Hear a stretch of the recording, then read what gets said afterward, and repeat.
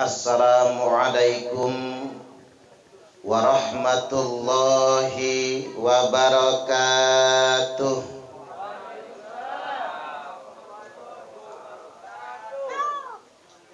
Bismillahirrahmanirrahim.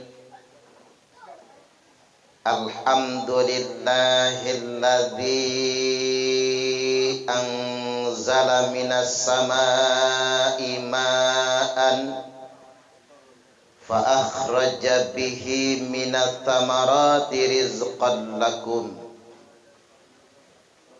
fala taj'alu lillahi andadaw wa antum ta'lamun. Asyhadu an la ilaha illallah al-malikul haqqul mubin wa asyhadu anna muhammadan rasulullah shadiqul wa'dil amin. Allahumma salli wa sallim ala sayyidina Muhammadin wa ala alihi wa ashabihi wa man tabi'ahum bi ihsanin ila yaumiddin. Amma ba'du. Yang saya hormati Bapak Abah Kiai Aminuddin, guru kita yang kami ta'zimi, Abah Kiai Andagus. Betul ya Pak? Yang saya hormati Abah Kiai Haji Khairuz Zaman, yang kami banggakan qari kita Ustadz Bahaudin, yang suaranya menggetarkan hati kita, ngajinya menggetarkan hati, apalagi isinya karena ayat yang dibaca tentang kiamat. Tapi mudah-mudahan kiamat masih tangeh, jangan di zaman kita. Selanjutnya yang saya hormati sahabat saya Bapak Dr. Ridwan Syah, para kiai, para asatidz yang tidak dapat saya sebutkan satu persatunya. Selanjutnya Bapak Ketua Lingkungan, Ketua RT yang juga hadir bersama kita. Juga kalau ada petugas gugus COVID, cuman saya minta izin ceramah nggak pakai masker karena lama-lama bau jigong.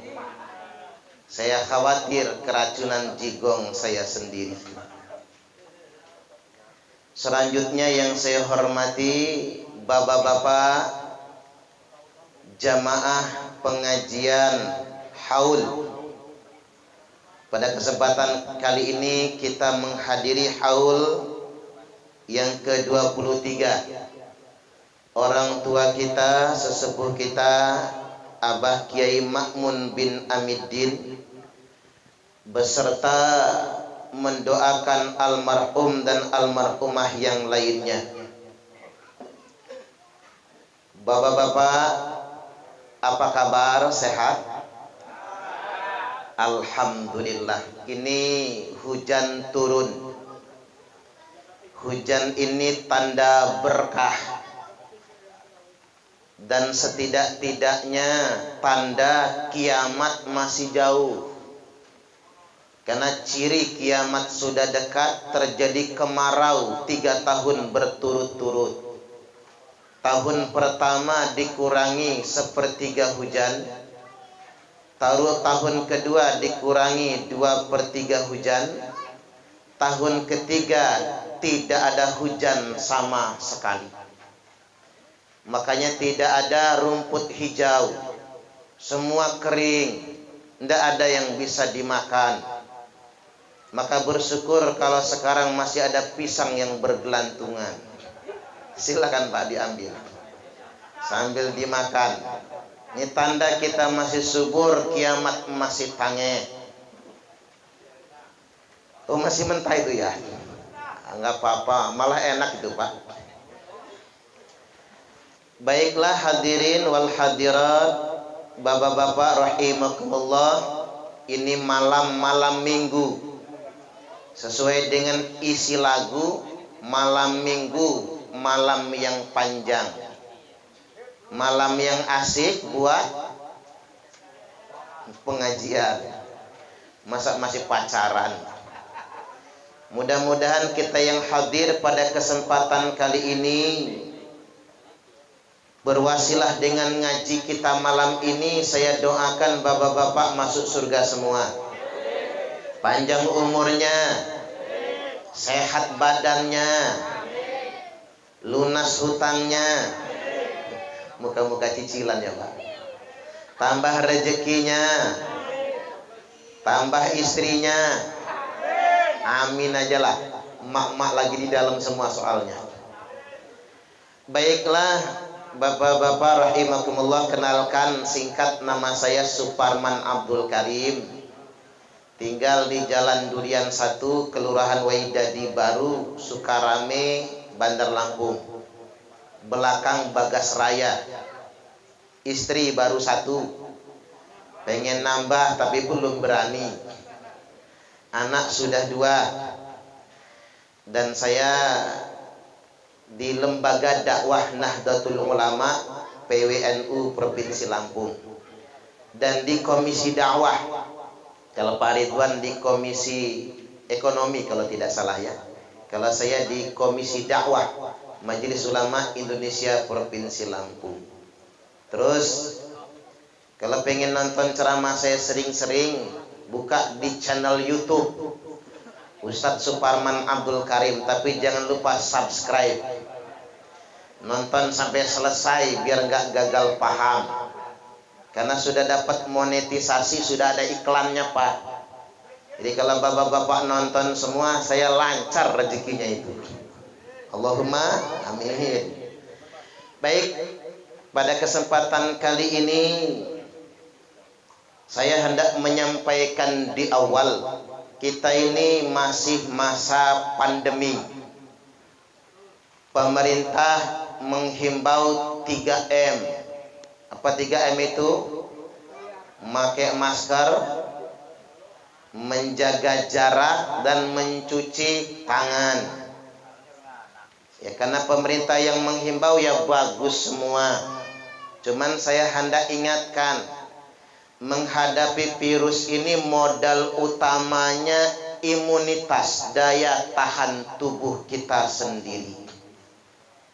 Makanya walaupun sudah pakai masker kayak astronot, kalau kita nggak punya imun maka tetap terpapar virus.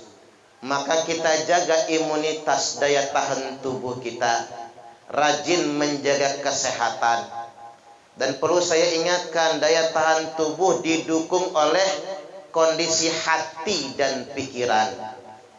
Kalau kata Syekh Ibnu Sina, al-wahmu nisfudda, rasa cemas dan khawatir berlebihan itu separuh dari penyakit. Makanya jangan cemas, jangan khawatir. Kalau kata dokter di Jawa Timur, penyebab penyakit itu bukan makanan, maka jangan terlalu banyak pantangan.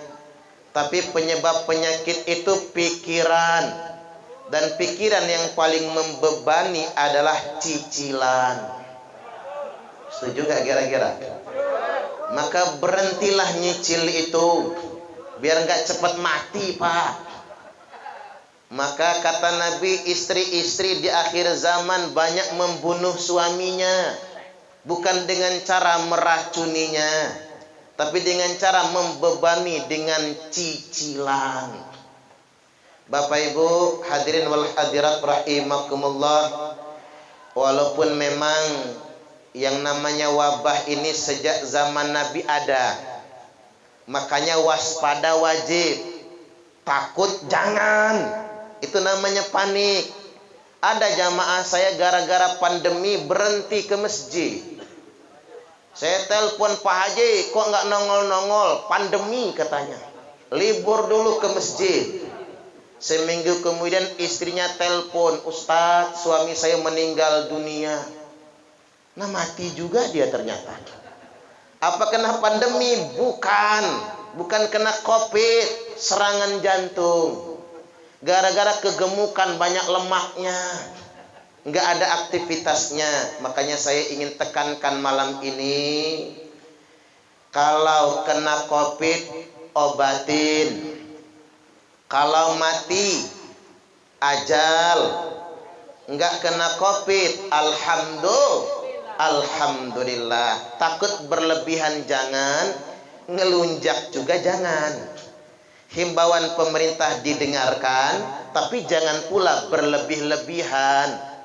Kayak kemarin itu sholat id dihimbau, dilarang tidak sholat id. Apa namanya? Dihimbau agar tidak sholat id.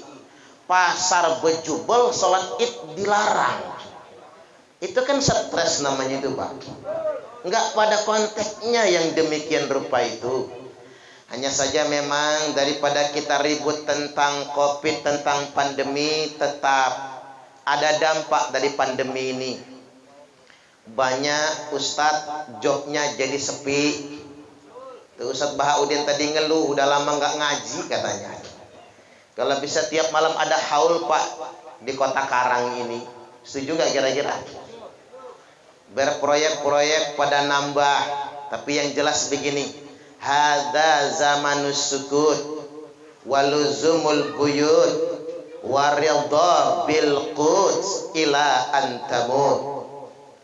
Ini zaman di mana kalian semua mesti banyak diam. Waluzumul buyut, betah-betah tinggal di rumah, stay at home.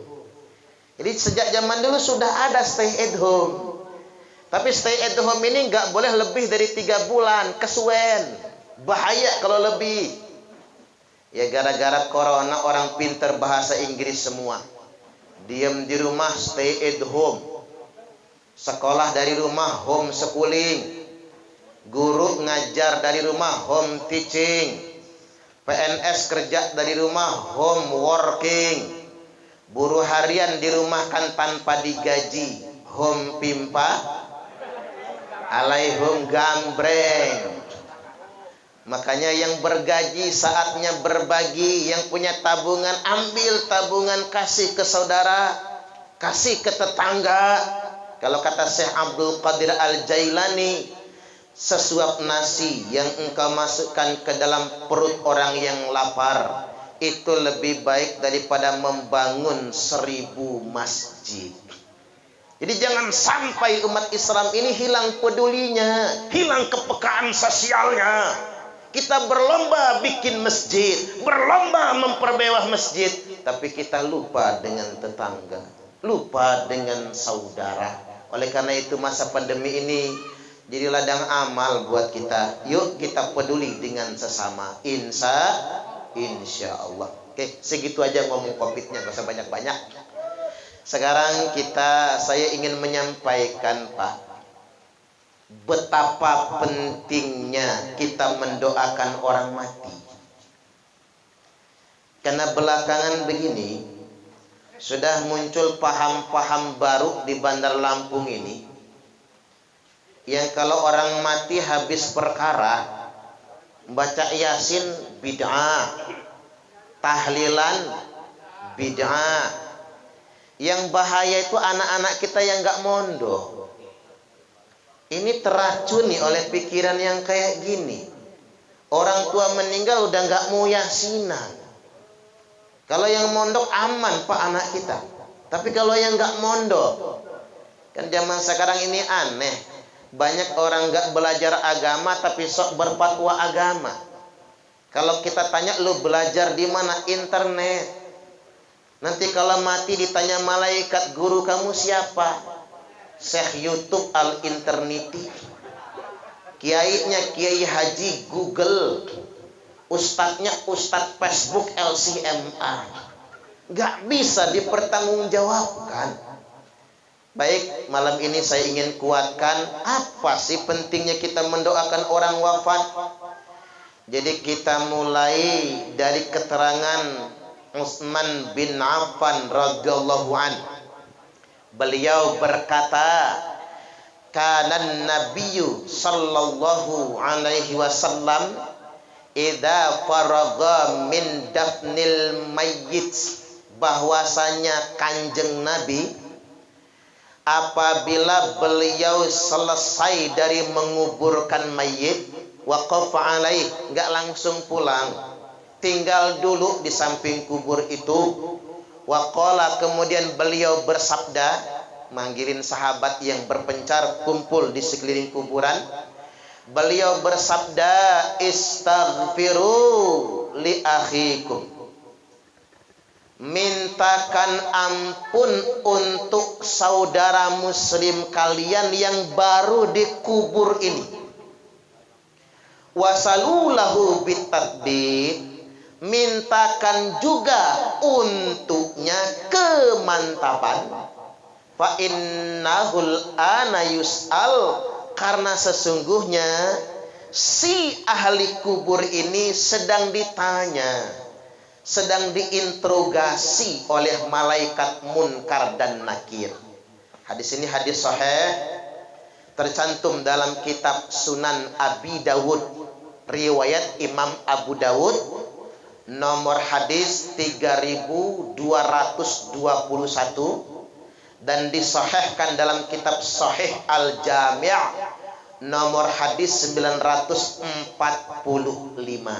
Isinya Nabi perintah, kalau ada orang baru mati dikuburkan, doakan, mintakan ampun, karena sesungguhnya dia sedang ditanya oleh malaikat munkar dan nakir.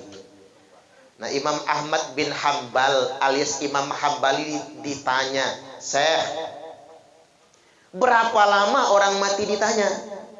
Kata Imam Hambali, orang mukmin diinterogasi di kubur 7 hari 7 malam. Orang munafik 40 hari 40 malam. Orang kafir sampai datangnya hari kiamat nanti. Kira-kira kalau kita mati masuk yang mana itu, Pak? Mukmin, munafik, apa kafir?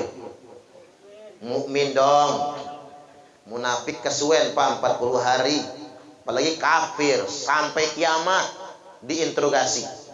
Nah, mukmin saja 7 hari 7 malam ditanya. Makanya ada riwayat dari Imam Tawus rahimahullah. Siapa sih Imam Tawus itu? Imam Tawus itu ulama tabi'in. Belajar agamanya ke sahabat Nabi. Cuman beliau ini nggak sempat hidup di zaman Nabi. Makanya ulama tabi'in. Semua hadis yang diriwayatkan oleh beliau sahih semua. Innal mauta yuftanuna fi kuburihim sab'an. Sesungguhnya orang mati diinterogasi di dalam kuburnya paling singkat 7 hari 7 malam. Maka disunahkan bagi keluarga yang ditinggalkan, yustahabuna ayyut ama anhum ta'aman tilka ayyam, agar ayyut ama anhum tilka ayyam, agar keluarga yang ditinggalkan sedekah makanan selama 7 hari 7 malam itu. Karena sedekah makanan itu sangat bermanfaat buat si ahli kubur yang bersangkutan. Itulah sebabnya, Pak, ada sedekahan. Saya sering ingatkan sabda Nabi dari Umar bin Khattab radhiyallahu an. Nabi sallallahu alaihi wasallam bersabda, ad-du'a'u was-shadaqatu hadiyatan ilal mauta. doa dan sedekah adalah hadiah untuk orang mati. Kadang kita ini belaga, Pak. Orang mati kita pasangin papan bunga berderet. Papan bunga ucapan turut berduka cita itu nggak ngaruh buat orang mati. Betul nggak kira-kira? Yang ngaruh buat yang hidup. Kalau buat yang mati emang nggak ngaruh. Kadang-kadang saya berhitung berjejer papan bunga, satu papan harganya 500.000, coba ganti duit aja. Kan banyak manfaatnya. Termasuk mohon maaf kita bikin kijing. Kijing itu nggak ngaruh buat orang mati. Walaupun nggak haram. Cuman saya perlu ingatkan. Kalau kuburan orang tuanya di tanah wakaf, nggak usah ditinggikan kuburannya. Karena bukan tanah kita. Tapi kalau di tanahnya sendiri terserah. Itu hak kita. Tapi kijing itu nggak ngaruh. Coba bapak-bapak pesen kijing mahal-mahal. Marmer dari Spanyol. Harganya 2 miliar. Yang ngangkut ke sini Ronaldo sama Messi. Nggak ngaruh, nggak ada efek sama ahli kubur. Tapi kalau kita sedekah untuk ahli kubur pahalanya, kita doa, kita baca Quran. Kalau kata Imam Ahmad bin Hanbal alias Imam Hambali, minimal membaca Al-Ikhlas 11 kali masuk kuburan. Manfaat buat ahli kubur. Makanya bapak-bapak kalau ziarah kubur jangan lupa bisa hatamkan Quran bagus. Nggak sanggup minimal Al-Ikhlas 11 kali. Masih malas juga minimal Al-Fatihah. Ini mah nggak ada mantu ziarah ke kubur mertua. Cuman bawa arit doang, babat rumputnya. Habis itu pulang.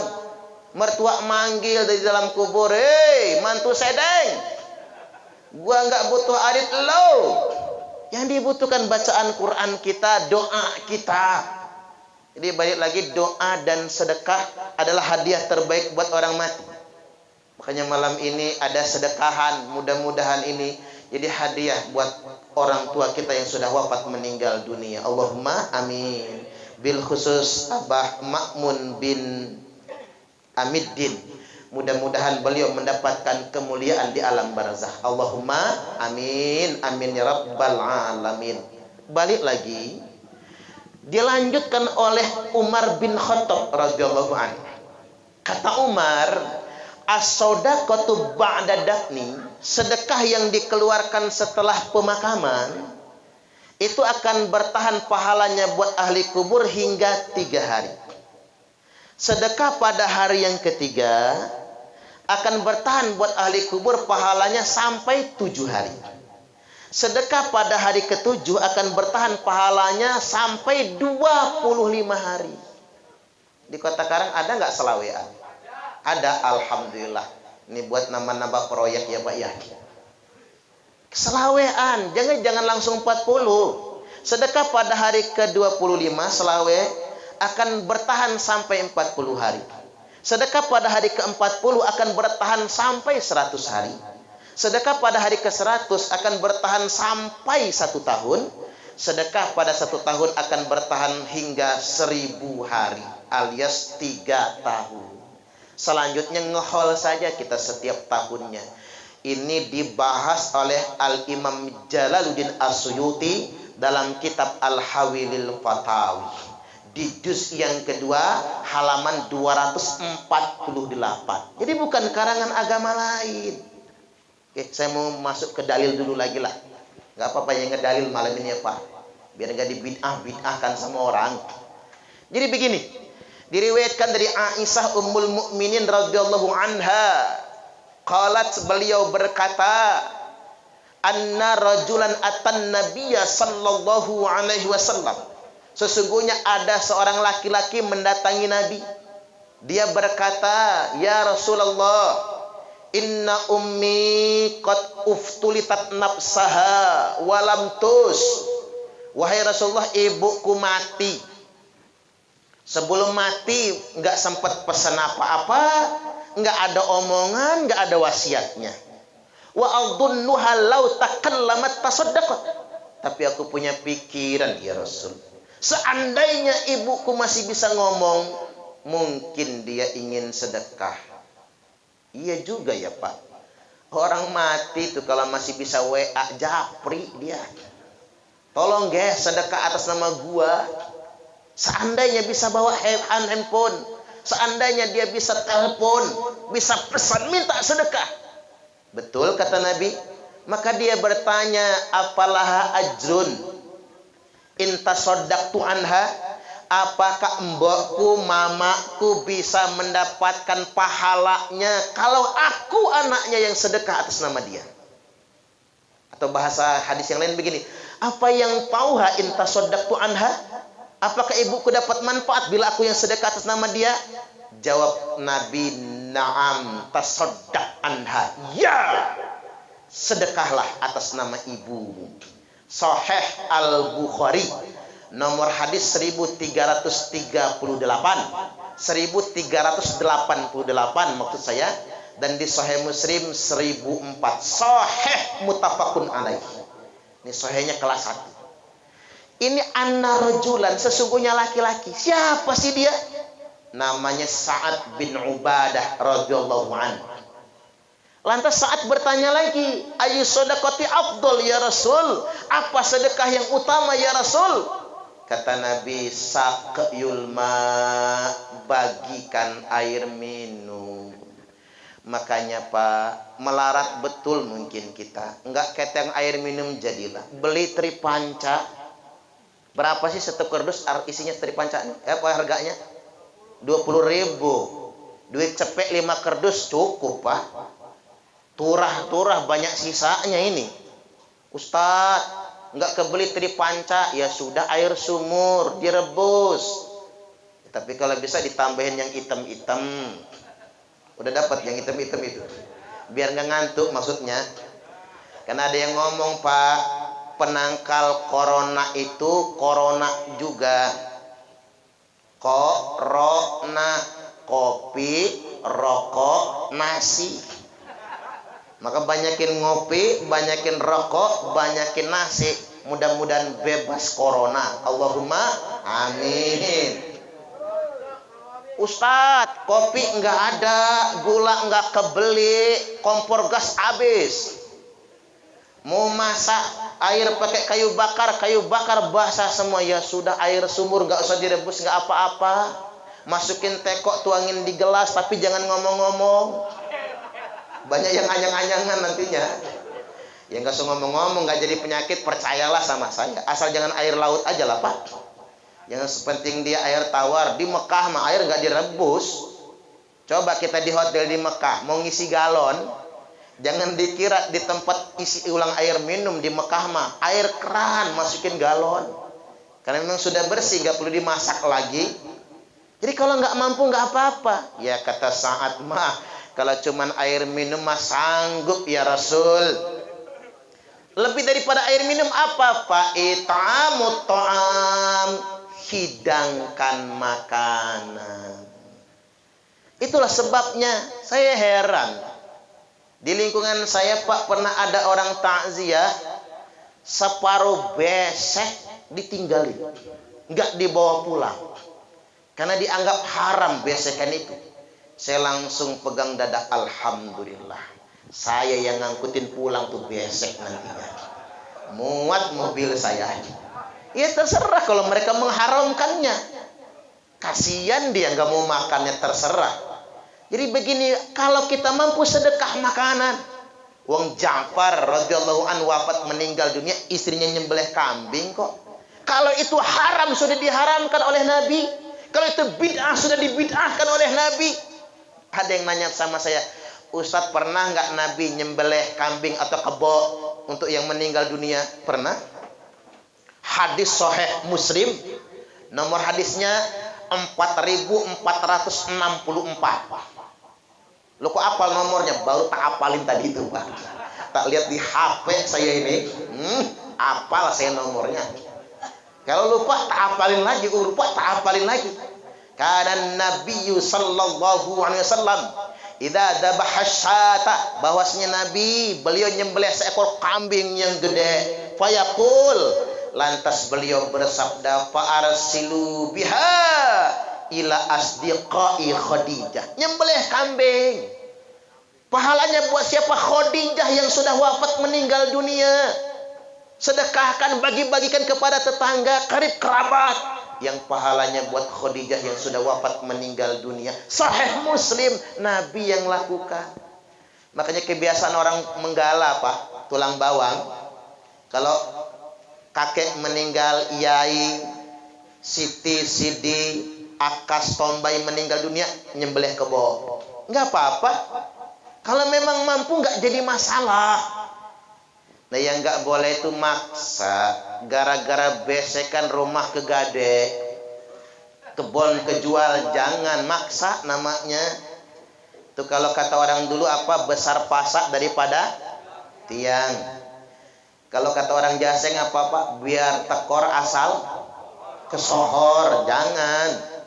Kalau kata orang Palembang, kue putu buatan Cek Gaya, awak buntu banyak gaya. Nah itu yang jangan. Lagi pula kan ini zaman modern. Ada rukun kematian. Apa sih gunanya rukun kematian? Ya tujuannya kalau yang meninggal nggak mampu, dia ingin sedekahan tidak terbebani. Makanya Pak, di sini ada rukun kematian. Kalau ditarikin ya nyetor ge. Ini petugas sudah capek keliling, malah dikena protes. Saya ini nyetor terus tapi nggak pernah dapat giliran.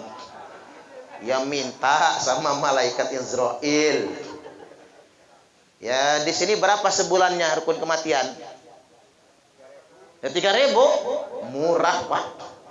Lingkungan saya 10.000, langsung bayar setahun 120. Itu kan buat antisipasi sebetulnya. Kalau orang nggak mampu, tambah lagi yang kedua, ada sumbangan wali kota. 1 juta untuk 1 musibah. Itu gunanya agar tidak membebani. Tambah lagi kita takziah, kan nggak tangan kosong. Saya waktu bapak saya meninggal dunia Pak, kandang ayam penuh. Di kampung saya kan pakai beras, pakai ayam, pakai gula. Ayam mah bukan ayam potong, nggak level di kampung saya mah. Ayamnya ayam kampung. Sampai 100 hari Pak, beras masih berkarung-karung.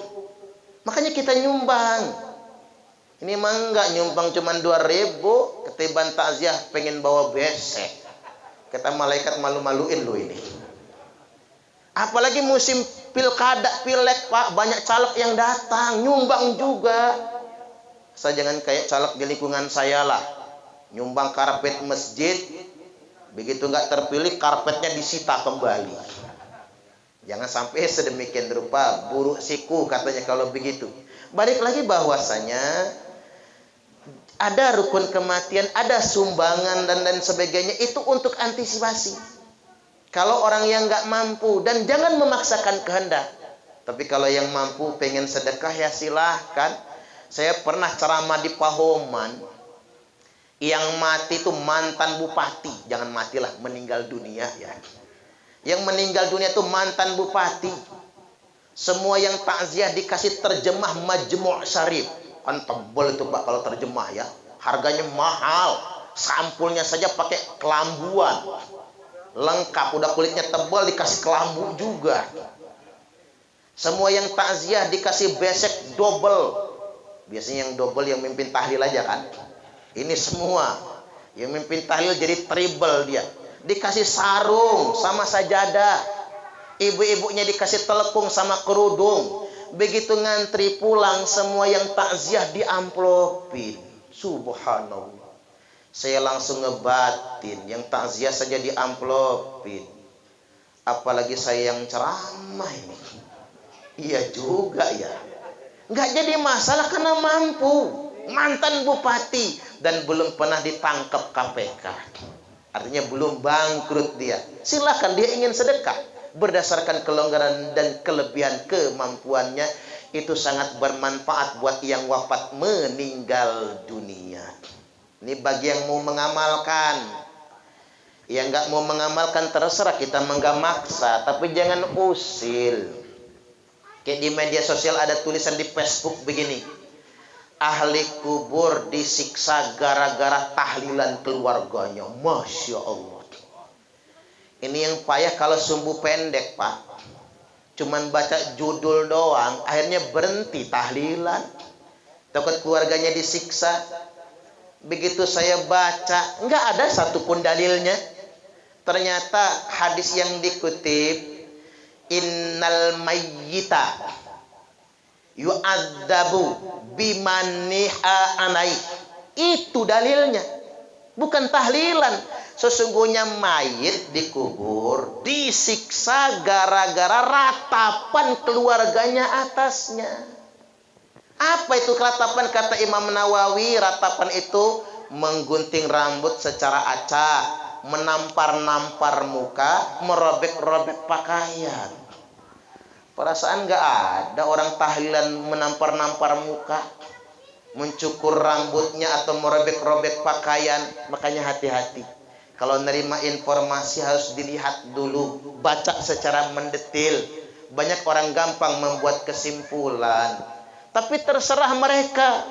Kalau memang nggak mau tahlilan, nggak mau sedekahan, urusan dia. Yang penting jangan saling menyalahkan. Setuju nggak kira-kira? Yang mau tahlilan jalan, yang nggak mau ya nggak apa-apa. Memang bukan sebuah kewajiban. Percuma kan mengamalkan sesuatu yang nggak diyakini. Yang penting jangan saling menyalahkan. Kayak kita hidup bertetangga, Pak. Urusi rumah tangga kita. Jangan ngopeni rumah tangga orang. Setuju nggak kira-kira? Makanya muncul pepatah orang pasaran. Laki-laki yang rajin mencium istrinya relatif lebih panjang umur dibandingkan dengan laki-laki yang mencium istri tetangganya. Setuju nggak kira-kira? Ya artinya kalau ngopeni punya kita mah hak kita ge. Tapi kalau ngurusin orang jangan. Kita nggak bisa memaksa manusia untuk sama pendapatnya dengan kita. Itulah khilafiyah, itulah perbedaan pendapat. Baik, saya lanjutkan yang berikutnya. Andai kata kita sedekah harta nggak mampu, sedekah jariah nggak mampu, umpama ini nggak ada hartanya. Ada sedekah yang tidak perlu pakai harta. Apa itu? Membacakan Al-Quran. Ini saya kutip fatwa 4 madhab. Menurut Imam Hanafi, Imam Asy-Syafi'i, Imam Hambali, membaca Quran buat orang mati itu yantafi'u bih, manfaat buat orang mati. Ini 3 madhab. Satu madhab Imam Malik, la tasilu ilaih. Membaca Quran itu nggak nyampe pahalanya buat orang mati. Tapi nggak ngomong bid'ah, Pak. Lakinnahu hasan. Tapi membaca Quran buat orang mati itu bagus. Apa manfaatnya? Mutawassilan ilallahi bitilkat tilawah. Untuk tawasulan kepada Allah dengan bacaan Quran tersebut. Jadi tidak ada satupun ulama ahlu sunnah wal jamaah yang membid'ahkan membaca Quran buat orang yang mati, wafat, meninggal dunia. 3 madhab mengatakan pahalanya nyampe. 1 madhab mengatakan pahalanya nggak nyampe tapi bagus. Makanya ini Pak, contoh membaca Quran di kubur. Saya heran, ngapa orang Indonesia pulang haji, pulang umroh, mendadak jadi kiai, mendadak jadi ustaz. Kayak tahu bulat ya Pak, digoreng dadakan. Tiba-tiba khutbah kultum, haram baca Quran di kubur. Wih, ternyata Pak, pas saya masuk Baqi Al-Gharqad, samping Masjid Nabawi itu, ada papan pengumuman gede banget. Di situ pakai bahasa Arab, bahasa Inggris, bahasa Indonesia. Di poin nomor 4 ada tulisan, dilarang dalam kurung diharamkan membaca Al-Quran untuk ahli kubur. Wih, gara-gara ini orang Indonesia itu mengharamkan kalau pulang haji umroh haram baca Quran di kubur. Ya, makasih. Kasih minum berarti suruh lama ceramahnya. Udah ngantuk belum ya kira-kira? Yang namanya ngaji nih Pak, ada yang serius, saking semangatnya palanya ngangkat, matanya melotot. Ada juga yang khusyuk, saking khusyuknya palanya nunduk, matanya menjem, mulutnya ngences.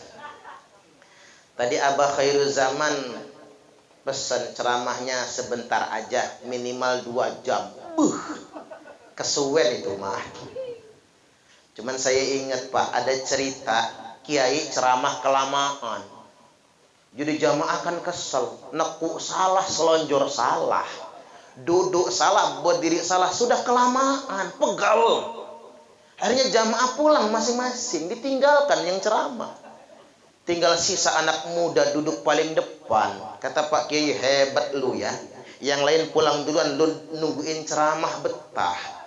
Kata anak muda ini, mohon maaf Pak Yai, sajadah saya didudukin sama Pak Yai. Tak kirain nungguin ceramah. Kata dia, ternyata nungguin sajadah. Saya nggak mau bapak-bapak ninggalin saya soalnya, karena keramaan ceramah. Saya balik lagi Pak. Gara-gara tuh tulisan banyak orang Indonesia jadi ustadz dadakan. Saya mau tegaskan sama bapak-bapak malam ini, tidak ada satupun dalil yang melarang baca Quran di kubur.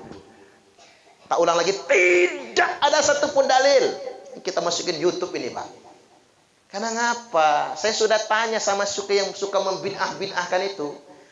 Kata saya, Ustadz, kata antum, kita pakai antuman kalau mereka mah. Kata antum baca Quran di kubur haram. Apa dalilnya? Oh sahih kata dia. Apa dalilnya? Nabi bersabda, la taj'alu qabri dan wa masjidan. Jangan jadikan kuburku dan tempat perayaan alias pesta, wa masjidan, masjid tempat sholat.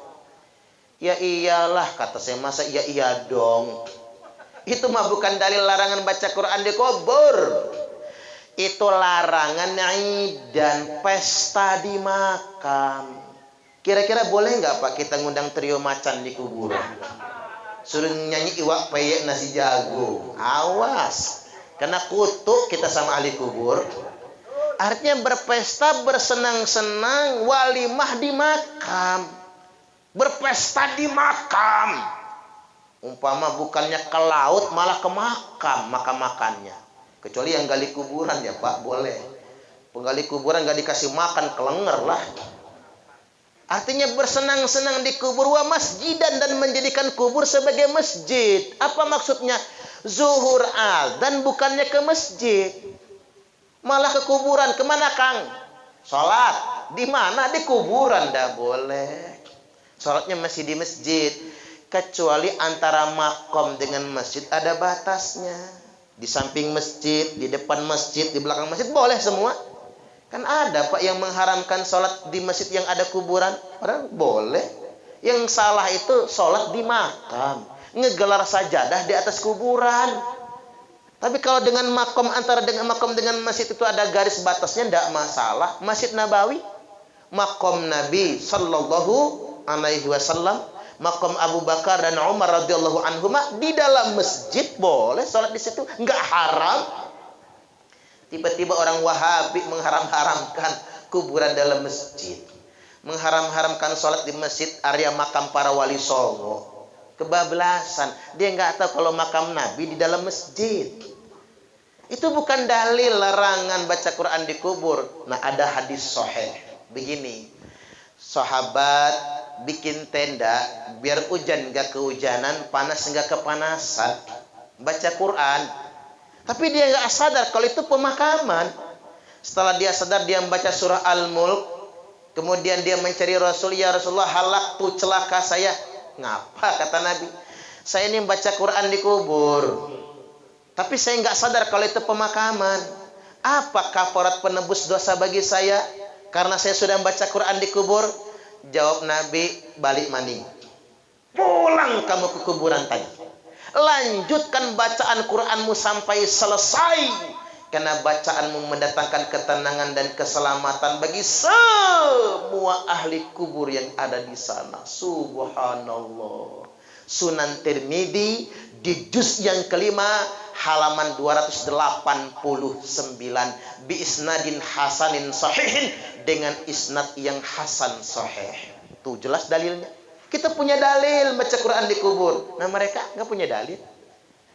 Makanya Imam Syafi'i berfatwa wa yustahabbu ayyuqra'a indahu syai'un minal Qur'an. Alangkah baiknya kita itu membaca Quran di samping kubur.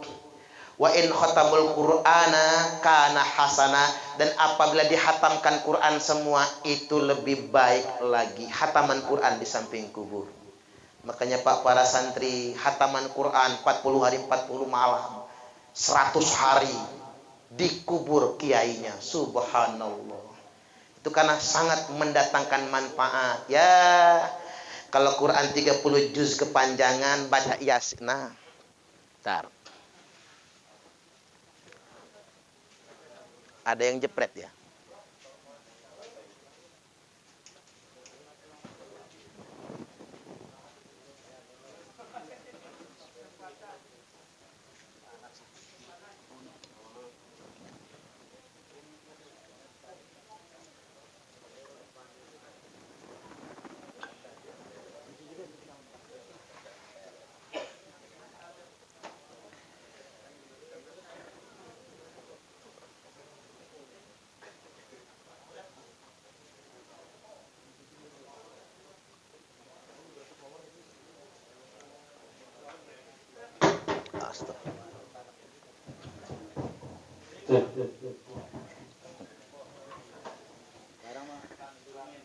Iya, suruh minum. Masa ngomong terus ya Pak? Lanjut gak kira-kira? Lanjut. Kalau membaca Quran 30 juz kepanjangan, maka kita boleh pilih yang pendek. Yasin jadilah. Mengapa membaca Yasin jadilah? Karena ada yang tanya, Ustadz, ngapa sih membaca Yasin buat orang mati? Ini tak ajarin cara jawabnya Pak. Baca Yasin buat orang mati itu bukan perintah kiai, bukan perintah ustadz, bukan perintah guru ngaji. Tapi baca Yasin buat orang mati itu perintah Nabiullah Muhammad sallallahu alaihi wasallam. Nabi yang suruh. Jadi kalau orang ngebantah Nabi. Kalau orang membid'ahkan, dia bid'ahkan tuh Nabi. Beliau bersabda, Iqra'u Yasin ala mautakum. Bacakan Yasin atas yang mati di antara kalian. Ibnu Majah nomor hadis 1448. Abu Dawud 3121. Musnad Imam Ahmad 19427. Dan disahihkan oleh Al-Hafidh Ibnu Hibban dalam kitab Sahih Ibnu Hibban. Ini jelas kita yang mengamalkannya. Yang kita jadi persoalan tuh begini sekarang Pak. Orang yang baru belajar agama tapi sok tahu agama. Apalagi sekolahnya cuman SD, SMP, SMA, Unila. Saya heran sekarang Pak. Orang-orang sekolah tinggi tapi pemahamannya kaku, tapi nggak pernah belajar agama. Bahkan mohon maaf, banyak PNS sekarang itu celananya cingkrang. Pernah nggak Nabi pakai celana cingkrang? Kita mikir dulu Pak. Sampean jawab, panjenengan jawab. Pernah nggak Nabi pakai celana cingkrang? Saya sampai mikir, emang Nabi kayak gitu ya? Sholat pakai baju kaos, celana cingkrang persis kayak Patani lagi nyangkul di sawah. Nggak ada yang kayak gitu itu. Nabi nggak pernah pakai celana cingkrang. Nabi itu pakai komis, pakai izar, sarung, pakai celana panjang, ada sirwal di dalamnya. Aneh yang sedemikian rupa. Mana celana cingkrang, merasa paling soleh, yang lain bid'ah semua. Iya sih, kadang-kadang kita dibikin takjub, jidatnya kapalan. Walaupun yang jidatnya hitam itu Pak ada beberapa macam. Ada yang jidatnya hitam itu karena rajin sujud. Ya alhamdulillah, berarti rajin ya. Sekali tahajud sujudnya 3 jam. Ya wajar dong kapalan kan. Ada juga yang waktu sujud diurak-urak. Seminggu hitam, jajal kalau nggak percaya. Bapak-bapak sujud diurak-urak seminggu langsung kapalan. Ada juga yang kepentok tiang listrik jedut hitam juga.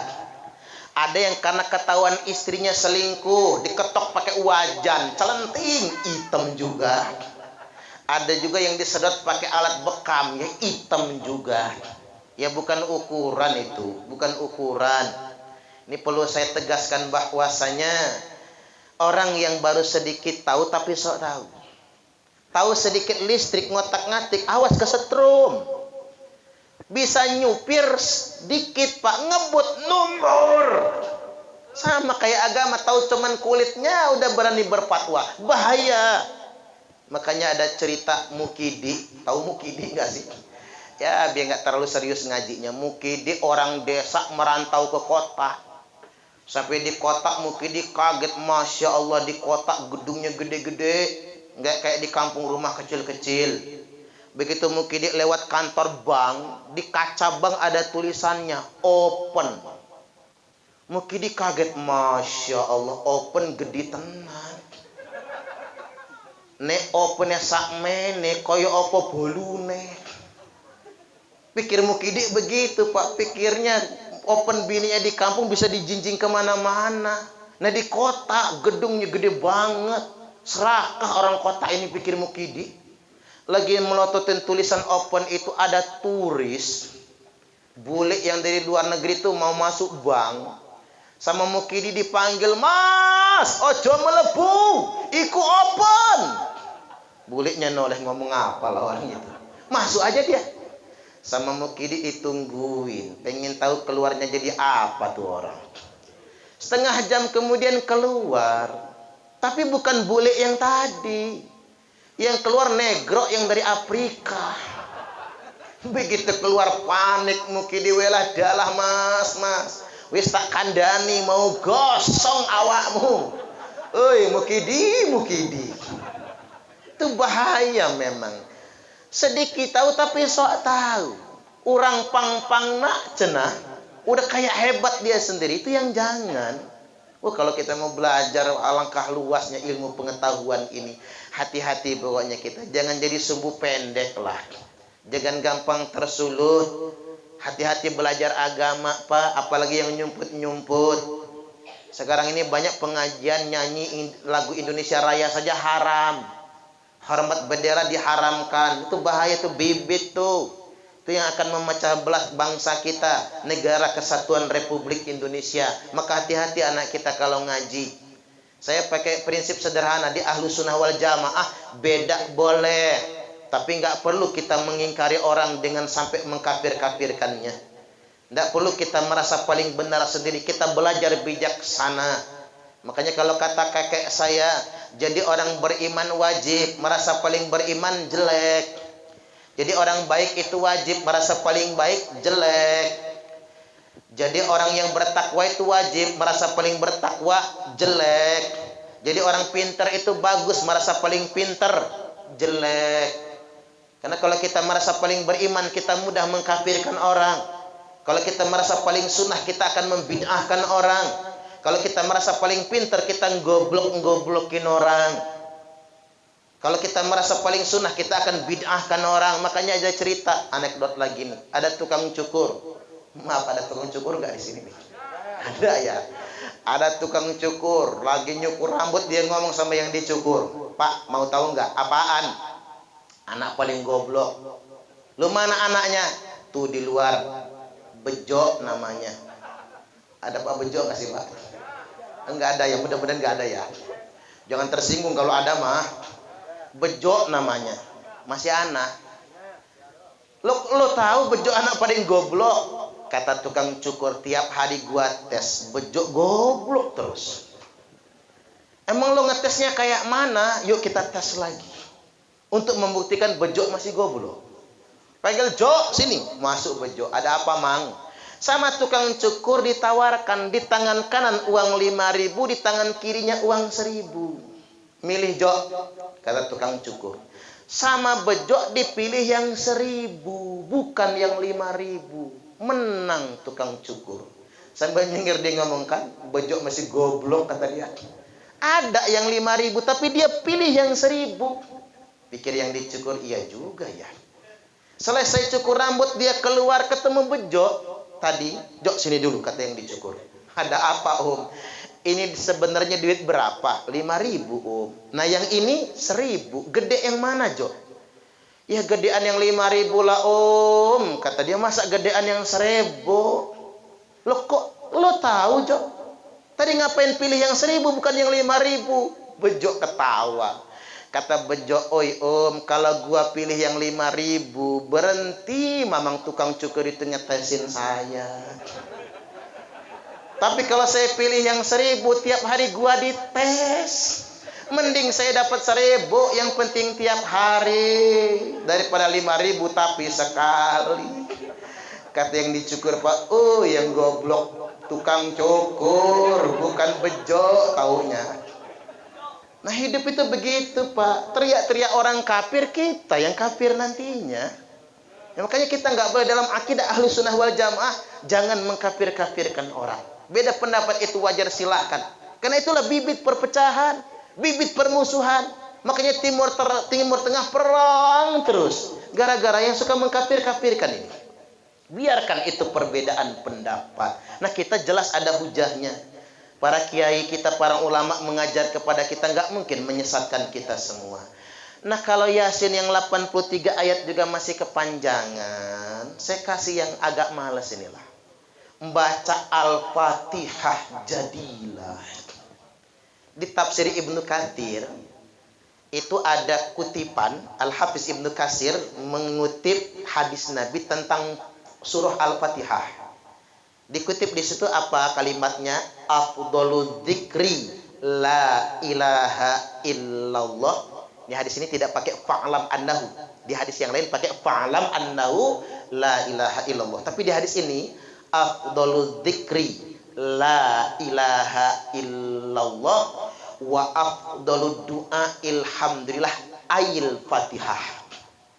Jadi begini, sebaik-baiknya zikir, seafdol-afdolnya, seutama-utamanya zikir adalah kalimat la ilaha illallah. Dan seutama-utamanya doa adalah Al-Fatihah. Makanya kata Nabi Aisyah, kalau kamu yang mati duluan, aku akan doakan engkau dengan Al-Fatihah.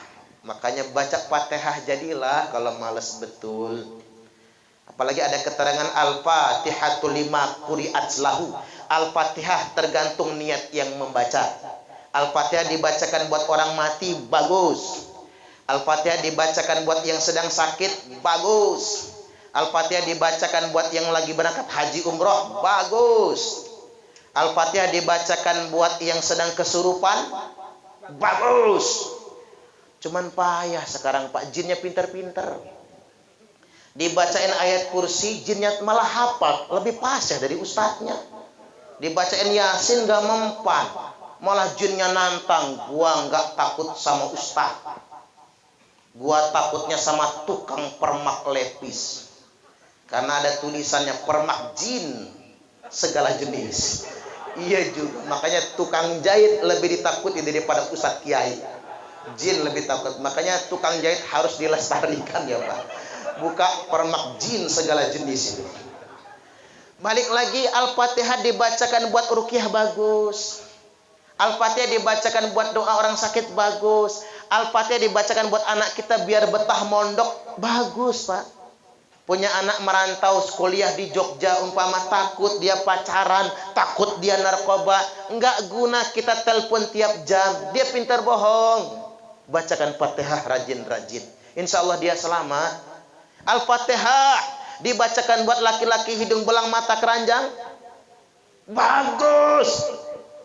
Makanya ibu-ibu sering tak ajarin Bu, kalau punya laki hidung belang, rajin-rajin bacain Fatihah, hilang belang di hidungnya, nggak akan keranjangan lagi matanya. Termasuk Fatihah Pak, dibacakan buat bini yang mulutnya cerewet kelewat, bagus. Makanya bapak-bapak kalau punya bini cerewet ngomel aja di dapur, deketin jidatnya itu Al-Fatihah, langsung mingkem mulutnya itu Pak. Kalau mulutnya nggak mingkem, kita digebuk pakai sapu sama dia, ngaget-ngagetin. Jadi Al-Fatihah tergantung niat yang membaca. Nah kalau Al-Fatihah juga masih kepanjangan, mampus saja sekalian. Emang malas ngedoain orang tua itu. Nah dikit lagi ya, usah lama-lama lah ceramahnya. Yang berikutnya pada kesempatan kali ini ingin saya tegaskan sekali lagi, apa yang kita lakukan ini sangat bermanfaat buat orang yang wafat meninggal dunia. Tapi satu hal yang ingin saya tegaskan, tiba gilirannya kita juga pasti akan mati. Betul tidak kira-kira? Dunia ini cuman sementara, Pak. Tertipu kalau kita ingin selamanya di dunia.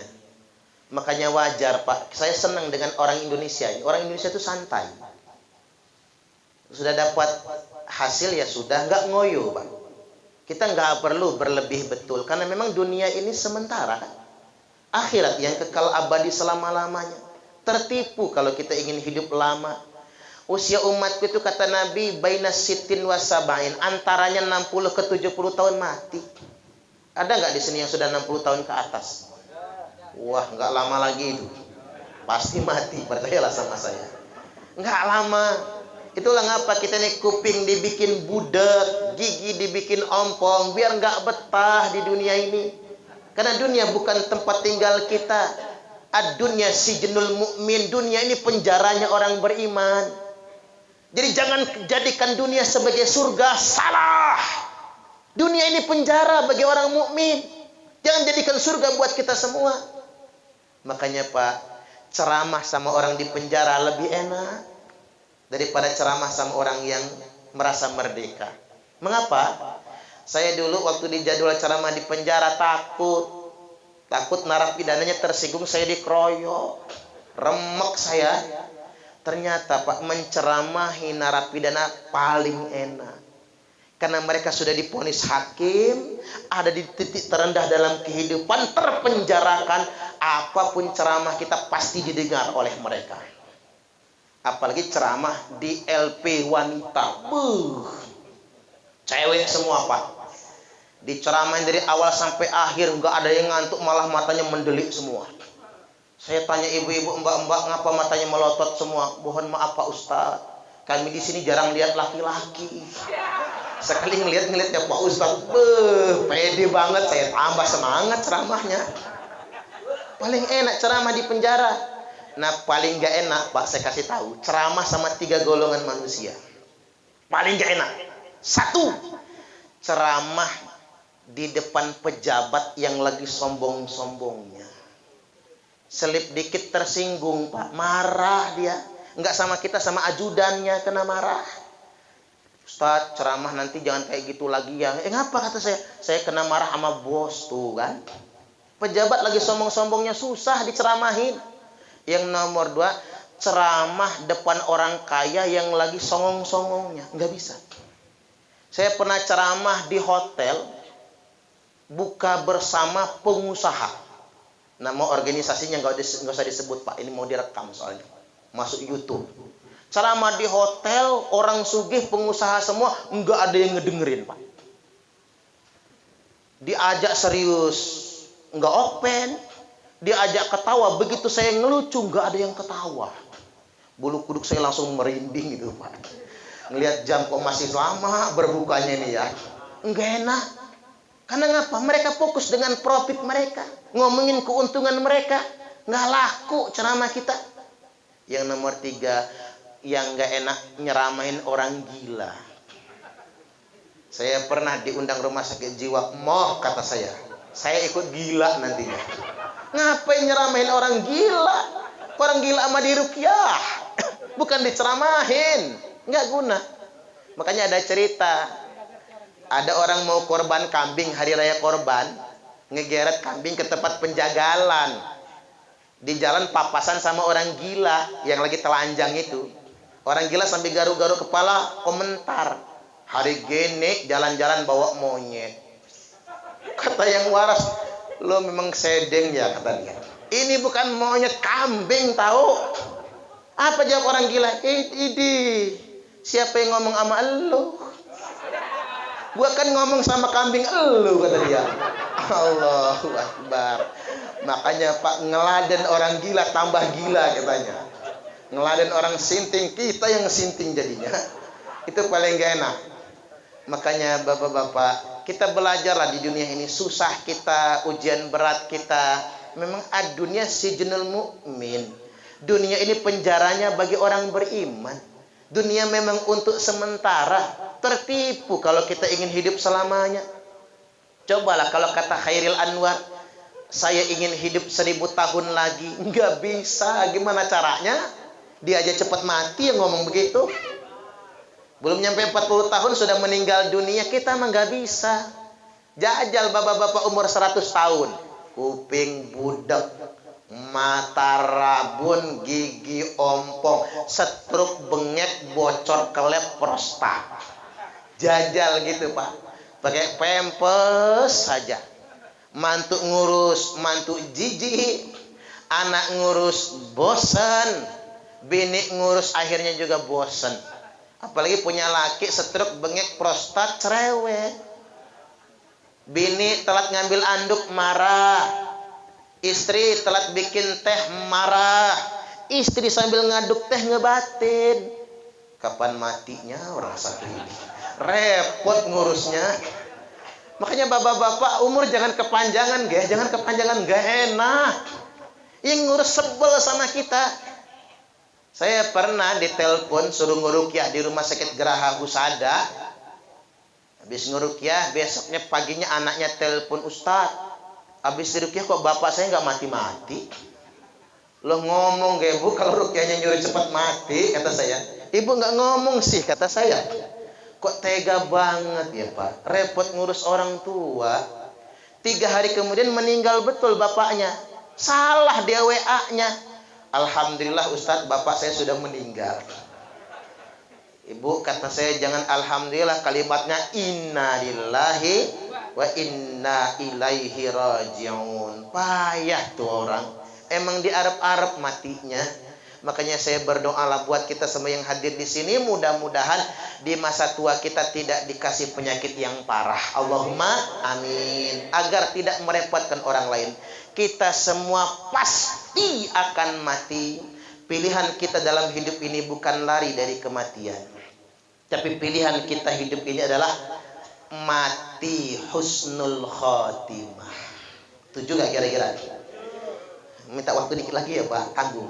Begini Pak, kita ini menjaga kesehatan, menghindari corona lah bahasanya, bukan karena takut mati, tapi agar tidak sakit. Setuju gak kira-kira? Karena kalau mati itu ajal, nggak harus kena corona kan? Orang keserempet sepeda aja dikit mati, udah ajalnya. Nggak mesti kena corona kok. Toh yang kena corona juga banyak yang sembuh. Tapi mengapa kita menjaga kesehatan agar nggak sakit? Umpama saya, alhamdulillah ya Pak, saya ini selama masa pandemi keliling juga, alhamdulillah selamat tidak terpapar COVID. Mudah-mudahan kita dijauhkan dari COVID. Allahumma amin. Cuman seandainya saya kena COVID, ya libur ceramah. Tahun lalu saja gara-gara stay at home pening pala saya. Walaupun ada fadilahnya lah, ada berkahnya. Istri saya positif, hamil. Alhamdulillah. Cuman saya jadi mikir, 40 hari 40 malam orang gak berangkat pengajian, cukup bekalnya masuk neraka. Kata Imam Al-Ghazali. Nah saya 40 hari 40 malam gak diundang pengajian, habis bekal saya. Kan gak enak kalau sakit. Asihatu khairum minal ghina. Sehat lebih baik daripada kaya. Begini saya pakai logika. Ada orang kaya, sugih, kaya raya, rumah bertingkat, mobilnya 4, bininya 4 juga 3 ya maunya. Bininya 4 juga, ada kolam renang, fasilitas mewah, tapi penyakitan. Makan nasi takut, makannya cuman tiwul. Orang zaman dulu makan tiwul karena nggak kebeli beras. Tapi orang zaman sekarang makan tiwul, orang kaya. Coba cari rumah makan yang jualan tiwul, orang kaya semua yang makan. Makan nasi putih takut, paling makannya segenggam. Minum teh manis takut, kopi manis takut, sate kambing takut, apalagi sayur santan takut, ikan asin takut, serba membatasi. Nah, di samping rumah orang kaya ada orang miskin, rumahnya geribik, lantainya tanah, atapnya asbes, bocor pula. Tapi begitu makan 3 piring, nambah 3 kali. Sayurnya nangka di santan kental, lauknya ikan asin, sambal terasi pedas, lalapnya triple, pete, jengkol, jahling. Makan bersimbah keringat, buka baju, duduk di teras, ngudut di Samsu. Saya pikir Pak, mending miskin tapi sehat daripada kaya penyakitan. Ya Pak ya. Makanya baik kita kaya maupun miskin, jagalah kesehatan. Mengapa? As-sihhatu khairum minal ghina. Karena sehat itu lebih baik daripada kaya. Pilihan hidup kita kalau terkait dengan ajal bukan lari dari kematian, tapi memilih mati husnul khotimah. Ya, mati husnul khotimah itu begini Pak, Bu. Lagi baca Quran mati, kayak di Jawa Timur ya Pak ya. Ada yang lagi ngimami sholat subuh mati. Di lingkungan saya Pak, lagi sholat subuh sujud yang terakhir mati. Subhanallah. Ada yang lagi mimpin doa mati. Ustadz Sofyan, anaknya Sofwan. Sofwan itu teman saya kuliah di UIN Raden Intan, IAIN Raden Intan. Bapaknya lagi mimpin doa meninggal dunia. Ustadz Ferdinand 3 tahun yang lalu ya, ngimam sholat taraweh di Langkapura meninggal dunia. Subhanallah. Di Langkapura juga Jalan Darussalam ngimam sholat Jumat.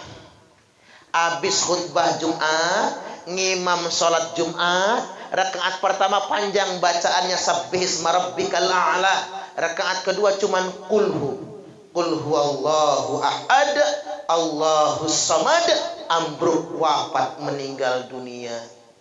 Kiai Bukhari Amin dari Malang, mantan Rois Suriah PCNU Kabupaten Malang, lagi ceramah meninggal dunia. Subhanallah.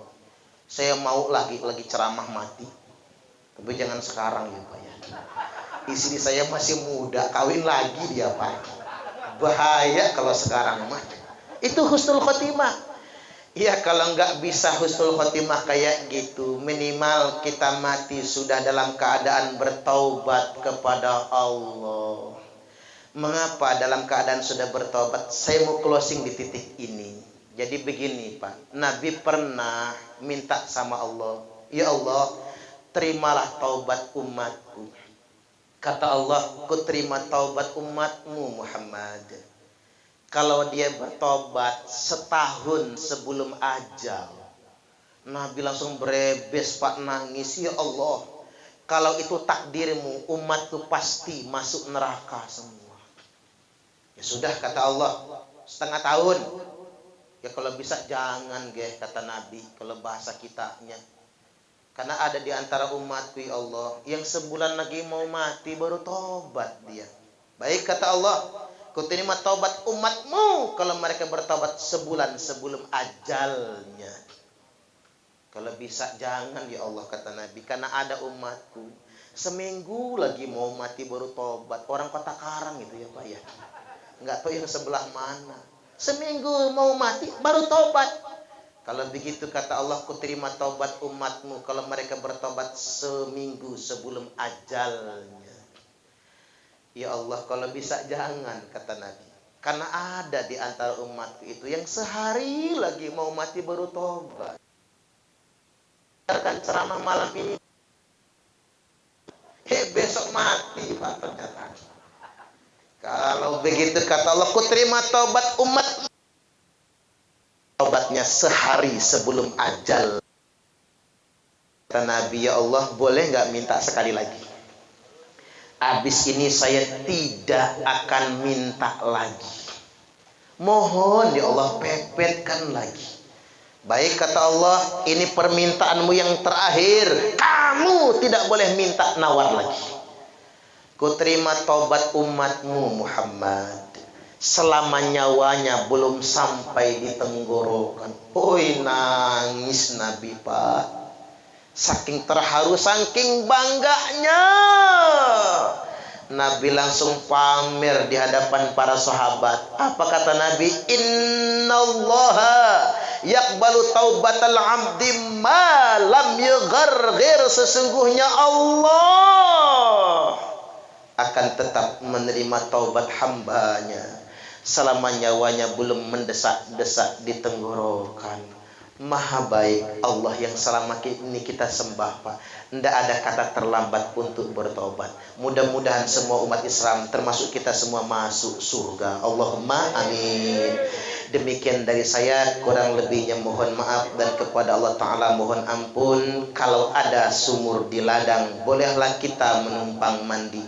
Ya, kalau ceramahnya masih kurang silahkan ngundang lagi. Wallahul muwaffiq ila aqwamit thariq. Wassalamualaikum warahmatullahi wabarakatuh.